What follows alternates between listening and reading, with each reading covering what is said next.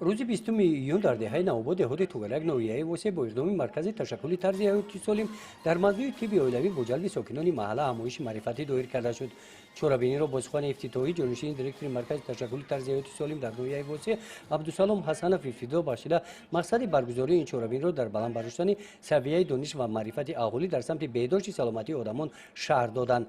سپس اشتراکچیان همایش نورسان در وصف حفظ سلامتی طبی اولوی محافظت طبیعت کفیل بهداشت سلامتی شعر و حکایه ها خواندند. نمایش صحنه‌چی آماده کرده خوانندگان هم به همین موضوع بخشیده شده آن را ساکنان با کفگویی‌ها استقبال گرفتند.